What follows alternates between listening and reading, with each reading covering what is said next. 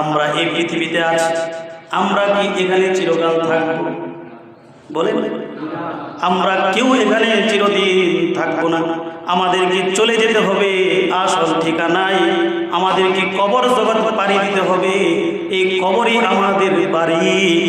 আর এই বাড়ির আরামের জিনিস আসবাবপত্র হলো ঈমান ও নেক আমল। সুবহানাল্লাহ। কবরে গিয়ে যদি শান্তি পাইতে চান, কবরে যাওয়ার পরে যদি আরাম পাইতে চান, রাসূল বলেন ঈমান আমল সঙ্গে করে কবরে নিয়ে যান। সুবহানাল্লাহ। এটা হলো কবরের আসবাবপত্র, এটা হলো কবরের সামান, এটা হলো কবরের গাটি। সুবহানাল্লাহ। এটাই হলো কবরের সামান। আল্লাহ রাব্বুল আলামিন যারা দুনিয়াতে আল্লাহ তাআলার হুকুম অনুযায়ী চলবে, রাসূলের সুন্নাত অনুসারে জীবন যাপন করবে, তাদের ফলাফল হবে কল্যাণকর। ভালো ফলাফল কে পাবে? তার দুনিয়াতেই টের পাওয়া যাবে। যেমন একদল ছাত্র ভালো লেখাপড়া করেছে, পরীক্ষার হলে যখন তার হাতের মধ্যে প্রশ্ন দেওয়া হবে, বুঝতে পারবে সে পরীক্ষায় আজকে পাস করবে না ফেল করবে। আর যদি ভালো করে লেখাপড়া না করে তার হাতে যখন প্রশ্ন দেওয়া হবে, সে বুঝতে পারবে পরীক্ষায় গোল্লা মারবে, পরীক্ষার মধ্যে ফেল করবে। আল্লাহ রাব্বুল আলামিন মানুষের পরীক্ষার জন্য দুনিয়াতে কিছু আমল দিয়েছেন। এগুলো করলে পরীক্ষায় পাস, না করলে পরীক্ষায় ফেল। দুনিয়াটাই হলো একটা পরীক্ষার হল। সুবহানাল্লাহ। এই দুনিয়া একটা পরীক্ষার হল, পরীক্ষার জায়গা। আল্লাহ বলেন, আমি কাউকে গরিব বানিয়েছি, কাউকে ধনী বানিয়েছি, কাউকে সাদা বানিয়েছি, কাউকে কালো বানিয়েছি। এই সব কিছু আল্লাহ রাব্বুল আলামিন আমি একমাত্র দিয়েছি মানুষকে বোঝার জন্য, যে আমি আল্লাহ সব করতে পারি। কাজে দুনিয়ার আসল কোনো কিছুই নাই, আসল সব কিছু হবে আখিরাতে জান্নাতে। চিল্লায় বলি না সুবহানাল্লাহ। কোরআনে কারীমে আল্লাহ রাব্বুল আলামিন একটি সূরা নাযিল করেছেন। এই কোরআন তো মানুষের জীবন বিধানের জন্য যথেষ্ট, জীবনকে মানার জন্য। এটা হচ্ছে একটা গাইডলাইন, এটা হচ্ছে আমাদের একটা রুল মডেল, যে কোরআনের বিধান যে মানবে আল্লাহ তাআলা তাকে দুনিয়া এবং আখিরাতে সর্বোচ্চ সম্মানিত করবেন। এটা আল্লাহর ওয়াদা। চিল্লায় বলেন সুবহানাল্লাহ। কোরআনে কারীমে আল্লাহ রাব্বুল আলামিন একটি সূরা নাযিল করেছেন। এই সূরার নাম হলো সূরা আসর। এই সূরা আসর মানব জীবনের সফলতার মাপকাঠি। এই সূরা আসর মানুষের জীবনের সফলতা এবং বিফলতার স্কেল। একজন রাজনীতিবিদ, তার মধ্যে যদি সূরা আসরের গুণ থাকে তাহলে সে হলো সফল রাজনীতিবিদ। আর যদি তার মধ্যে সূরা আসরের গুণ না থাকে তাহলে সে হলো বিফল।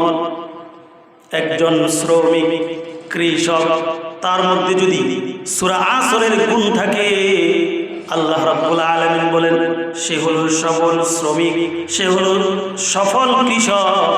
আর তার মধ্যে যদি সূরা আসরের গুণ না থাকে তাহলে তারা হলো বিফল। একজন আলেম, চাকরিজীবী, ব্যবসায়ী, তার মধ্যে যদি সূরা আসরের গুণ থাকে তাহলে তারা হলো সফল। আর তাদের মধ্যে যদি সূরা আসরের গুণ না থাকে তারা হলো বিফল। আল্লাহ রাব্বুল আলামিন কোরআনে কারীমের মধ্যে বলেন, ওয়াল আসর ইন্নাল ইনসানা লাফি খুসর ইল্লাল্লাযীনা আমানু ওয়া আমিলুস সালিহাতি ওয়া তাওয়াসাউ বিল হাক্কি ওয়া তাওয়াসাউ বিস sabr। আল্লাহ রাব্বুল আলামিন বলেন, ওয়াল আসর, সময়ের কসম, ইন্নাল ইনসানা লাফি খুসর, নিশ্চয়ই মানুষ আজ ক্ষতিগ্রস্ততায় নিপীড়িত।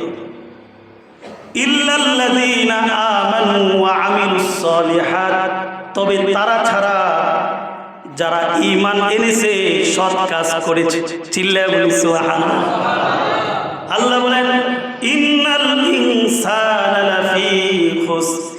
নিশ্চয় মানুষ আজ ক্ষতিগ্রস্ততায় নিবেদিত।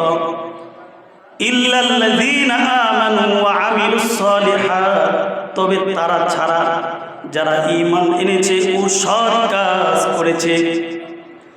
ওয়া তাওয়াসাউ বিল হক, যারা পরস্পরকে সত্যের উপদেশ দিয়েছে।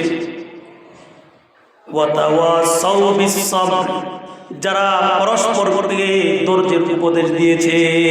সুবহানাল্লাহ। এই সূরাটির মধ্যে 4টি গুণের কথা বলা হয়েছে।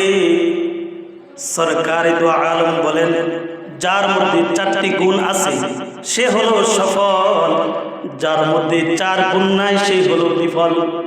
ইমাম শাফি রহমতুল্লাহ আলাইহি বলেন, যদি মানুষ কেবল এই সূরাটি নিয়ে চিন্তা করত তাহলে এটাই তার জন্য যথেষ্ট ছিল। সুবহানাল্লাহ। ইমাম শাফি রহমতুল্লাহ আলাইহি বলেন, যদি মানুষ কেবল এই সূরাটি নিয়ে একবার চিন্তা করত তার জীবনকে পরিবর্তন করার জন্য এটাই যথেষ্ট ছিল। হযরত উবাইদুল্লাহ ইবনে হিসান রাদিয়াল্লাহু তাআলা আনহু বলেন, রাসূল সাল্লাল্লাহু আলাইহি ওয়াসাল্লামের সাহাবীগণের মধ্যে 2 জন ব্যক্তি ছিল যারা পরস্পর সাক্ষাতে মিলে একজন অপরজনকে সূরা আসর না শোনানো পর্যন্ত একে অপরের কাছ থেকে পৃথক হতেন না। সুবহানাল্লাহ। এবার আসুন, আসর কি? ওয়াল আসর এটা কি? মুফাসসিরিনে কেরাম বলেন, আসর শব্দের 3টি অর্থ। কয়টি? 1 নাম্বার হলো আসরের নামাজ, 2 নাম্বার হলো আসরের সময়, 3 নাম্বার হলো সময়। আসর কি? মুফাসসিরিনে কেরাম বলেন, আসর শব্দের 3টি অর্থ। 1 নাম্বার হলো আসরের নামাজ, 2 নাম্বার হলো আসরের সময়, 3 নাম্বার হলো সময়। এখন আসুন, সময়ের সাথে মানুষের সম্পর্ক কি? সময় হলো মানুষের পুঁজি, মানুষের হায়াত, মানুষের জীবন একটা পুঁজি। আল্লাহ রাব্বুল আলামিন মানুষকে আয়ু দান করেছেন, এই সময়ের মধ্যে সে ভালো মন্দ কাজ করতে পারে। পারে কি পারে না? ইমাম ফখরুদ্দিন রাজি রহমাতুল্লাহি আলাইহি বলেন, তিনি সূরা আসরের তাফসীর নিয়ে চিন্তা করতেছিলেন। একদিন তিনি বাজারে গেলেন। বাজারে যাওয়ার পরে দেখে একজন লোক চিৎকার করে বলতেছে, আমার পুঁজি শেষ হয়ে যাচ্ছে। ইমাম রাজি রহমাতুল্লাহি আলাইহি বলেন, আমি এগিয়ে গেলাম, তার কাছে গিয়ে দেখলাম লোকটা বরফের ব্যবসা করে। কিসের ব্যবসা? লোকটি বরফের ব্যবসা করে। ছেলেরা খেলাধুলায় মশগুল, ক্রেতা না থাকার কারণে সে বরফ বিক্রি করতে পারতেছে না, আর তার বরফগুলো আস্তে আস্তে গলে যাচ্ছে, আর সে চিৎকার করে বলছে, আমার পুঁজি শেষ হয়ে যাচ্ছে। ইমাম ফখরুদ্দিন রাজি রহমাতুল্লাহি আলাইহি বলেন, আমি সূরা আসরের তাফসীর বুঝে ফেলেছি। সময়টা হলো মানুষের হায়াত, মানুষের হায়াতটা হলো তার সময়, মানুষের সময় হলো তার পুঁজি। মানুষের সময়টা কি? ইমাম ফখরুদ্দিন রাজি রহমাতুল্লাহি আলাইহি বলেন, আমি সূরা আসরের তাফসীর বুঝে ফেলেছি। সময়টা হলো মানুষের জীবনের একটা পুঁজি। হায়াত হলো বরফের মতো, বরফ যেভাবে আস্তে আস্তে গলে যায় ঠিক তেমনিভাবে মানুষের হায়াতও আস্তে আস্তে ফুরিয়ে যায়। সুবহানাল্লাহ। বলে মানুষের সময়টা তার জীবনের জন্য একটা পুঁজি, আর হায়াত হলো বরফের মতো। বরফ যেভাবে আস্তে আস্তে গলে যায়, মানুষের হায়াতও আস্তে আস্তে ফুরিয়ে যায়। সময় বা কাল হলো 3 প্রকার। 1 অতীতকাল, 2 বর্তমান কাল, 3 ভবিষ্যৎ কাল। অতীতকাল হলো মানুষের জীবনে সফলতা আর বিফলতার মাপকাঠি বা স্কেল। কোন কাজ করলে মানুষ সফল হবে, কোন কাজ করলে মানুষ বিফল হবে, অতীতকাল থেকে জানা যায়। কোন কাজ করার দ্বারা সাহাবায়ে কেরাম, পয়গম্বররা, রাসূলরা সফল হয়েছেন তা অতীতকাল থেকে জানা যায়। আল্লাহর পয়গম্বর হযরত ইব্রাহিম আলাইহিস সালাম সফল হয়েছেন আল্লাহর হুকুম মানার কারণে, আর নমরুদ বিফল হয়েছেন আল্লাহর হুকুম না মানার কারণে। ফেরাউন আবু জাহেল ধ্বংস হয়েছেন আল্লাহর হুকুম না মানার কারণে। আর আপনি আমি সফল হব আল্লাহর হুকুম মানার মাধ্যমে। চিল্লায় বলি ঠিক কিনা?